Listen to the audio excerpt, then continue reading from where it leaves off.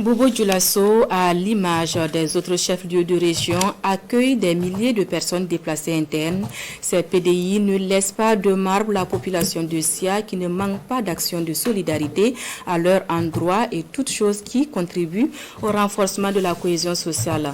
Quelques exemples de bonne cohabitation entre PDI et population haute dans ce dossier signé Betty Bienaon et Wicharu Kiasano. C'est dimanche et c'est jour de mariage au quartier Sabaribougou de Bobo Dioulasso. Parmi les convives, Dame Belém accompagnée de ses belles-sœurs PDI. En de pareilles occasions, nous mangeons bien et une fois à la maison, nous préparons un peu seulement pour les enfants. C'est vraiment un jour de fête. Étant donné que ce sont des PDI, elles ont besoin de notre solidarité. Il y en a qui sont dans le voisinage. Elles sont venues nous aider dans les travaux avant le mariage. Compte tenu de la situation, nous nous entraidons. Un exemple de solidarité entre PDI et population haute. Des populations hautes qui ont permis à ceux-là qui ont tout perdu d'apprendre à revivre en leur donnant de l'emploi.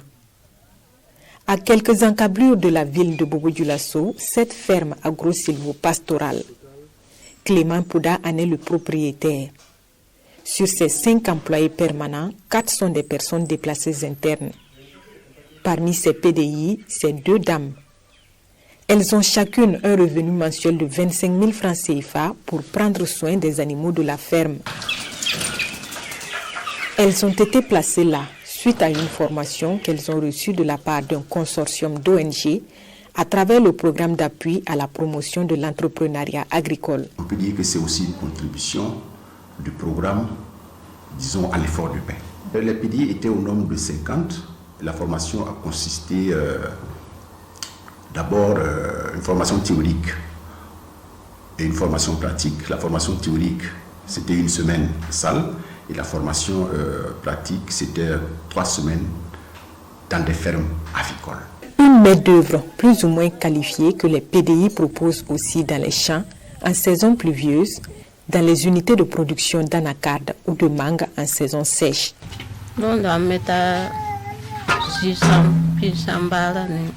Il y a des jours où on nous sollicite pour le tri de la noix de cajou et d'autres jours où on n'a pas besoin de nous. Il en est de même pour le travail de la mangue. On se débrouille ainsi. Aux côtés des PDI et des populations d'accueil, l'État burkinabé joue sa partition dans la promotion du vivre ensemble.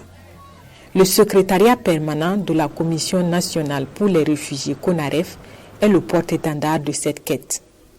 Sa méthode, la sensibilisation des 2 parties sur la nécessité d'une cohabitation pacifique.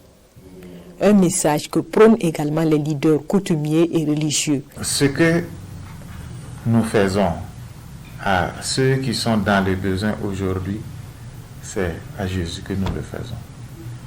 Et c'est sur cette ligne qu'il faut continuer, en espérant, en priant, et là nous prions tous les jours, pour que la sécurité puisse revenir.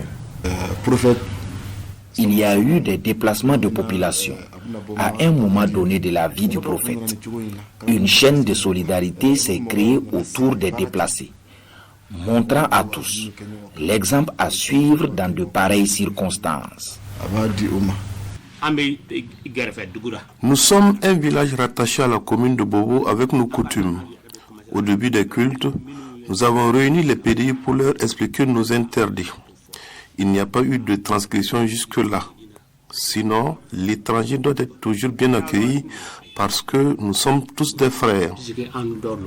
Tous s'accordent à dire que la cohabitation entre personnes déplacées internes et populations d'accueil se passe sans heurts à Bobo Dioulasso. La présence des PDI ne passe pas inaperçue et chacun se sent concerné par la question. De l'aide, elles en reçoivent déjà des uns et des autres, surtout de l'État et de ses partenaires.